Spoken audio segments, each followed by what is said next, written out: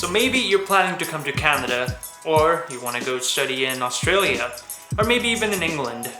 Doesn't matter, you'll have to sit for IELTS or PTE. But when you're planning and studying for IELTS, it can be a little bit daunting. IELTS exam in itself can be a little difficult to approach if you don't prepare in the right way. But guess what? In this video, this is where I'm going to help you. I'm going to show you how you can study for IELTS exam and see results.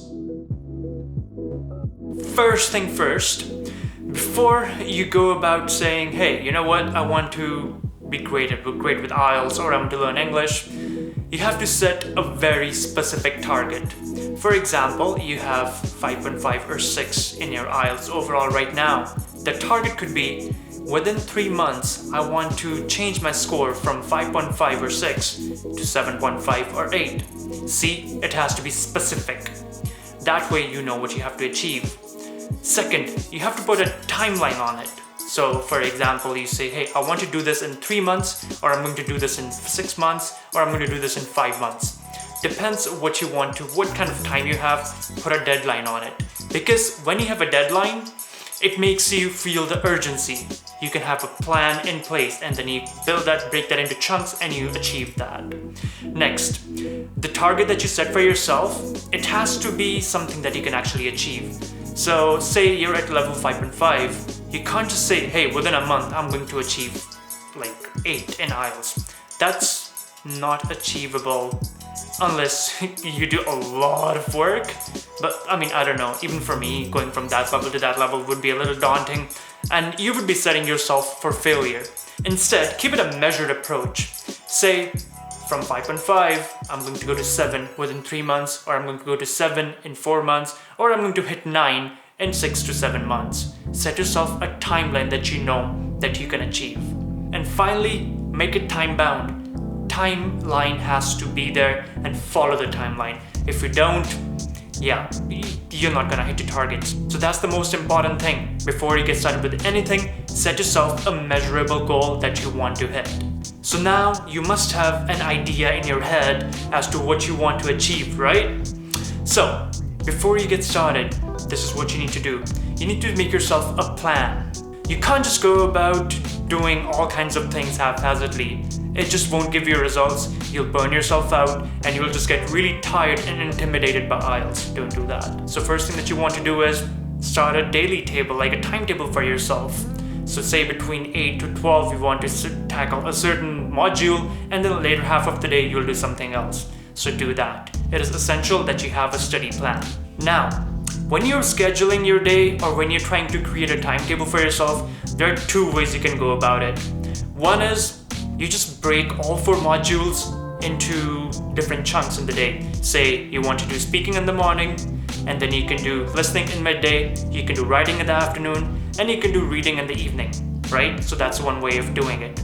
So that way you can kind of like, break your sessions out into like half an hour or 45-minute sessions, take 10-minute break and then do it again. That's one way to go about it. Number 2, the approach that I prefer, it's see where you're struggling the most. So sit one day and do a complete IELTS test. Do your reading, do your listening, do your speaking and writing. From there, figure out exactly where you struggle the most. Some of us, it could be reading. And then in reading itself, see where are you struggling the most. So once you find out all your weaknesses, you want to start scheduling your day around those. So say you have hardest time with reading, give reading the most time in the day that you can. Or if you think writing is your weakest link, give writing the most amount of time in the day. That way, you just target your weaknesses, strengthen those. And of course, when you do that, keep in mind, don't sideline other things as well. You have to do a wholesome approach, right? So do all 4 modules, but give more attention to the weaknesses that you have. That way, you'll really see a lot of results. Something you might want to keep in mind when you're doing all this, when you're planning your day, it's really important that you take breaks. The number 1 reason why we are unable to perform the best way that we can is because of feeling tired. So make sure you give yourself some breaks. And finally, another important thing that you want to keep in your mind is finding the right resources. You want to find material, you want to practice, the same kind of difficulty level that you will get in the exam. So the best way to go about, practice from Cambridge books. You know, those IELTS Cambridge, IELTS 16, 15, 14, those books. Follow the material from there and practice there. And of course, IELTS website, they have a lot of free resources and tests that you can take. It'll really help you out.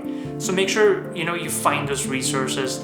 Number 2, if you're taking coaching from somewhere, set yourself some time with your coach and go about assess yourself, see how you've been progressing day over day, because that is really important to see. There are some really important learning techniques that you can use as well, so pay attention to these tips. First of all, there's something called summarizing. This is an important way to tell if you learned something or not. So what you do is, if you read something, try to write a short summary about it. If you've learned a new technique, summarize it in a short sentence, so that way you can help understand what it is. This will really help you grow as well. Number 2 is teaching. Set up a session with your friend and then teach them something that you've learned. That way you'll also learn a lot. So this is important, these 2 techniques, that you put them in place, because when you do that, it'll help you learn a lot more. And once you practice something, it's easier to remember and retain the information. Number 3, if you want to work on your vocabulary, you want to work on grammar, things like that, use flashcards. So, use a piece of paper. On one side of the paper, write one word. On the other side, write its meaning, or write, what the context is. That way you can learn about vocabulary, grammar rules, things like that. So these are some active learning techniques that you can use and implement them in your life, because that will really help you out. Another 2 techniques that you can really use are spaced repetition and mind mapping. So what spaced repetition is, say you learned a new word today. After a certain period of time, you look at the word again and then you practice it again. So maybe, say you look at the word every 6 to 8 hours. That way, you remember that. And eventually, you stop looking at it and then you've retained the word in your head. So that's one way of going about it. It's just example with a word, but you can do that with just about any technique, any grammar rule, or any vocabulary words that you have trouble with. Number 2, mind mapping. So say you have a technique that you need to learn, or you want to learn a bunch of words, or you want to learn synonyms. Write the word in the middle and then branch out a couple of different meanings out of it and make a map out of it. So that way you can also learn you can learn synonyms and different meanings of words that way. Now finally, what it really comes down to is practice. So remember, the more you practice, the better you get, and that's nothing anyone can help you with. You have to do it for yourself. So practice as much as you can. And remember this, if you perform better in the mornings, practice a lot more in the mornings. If you're more of a night person, evening person, practice more during that time, so do that. Also, you want to practice as you would give an exam in real life. That way you're building muscle memory and you'll perform better. So keep these things in mind, and that way you'll really be able to you'll really be able to grow as a person, learn new things, and of course, hit the achievable goal that you have in your mind for IELTS exam. I hope this helps. See you in the next video.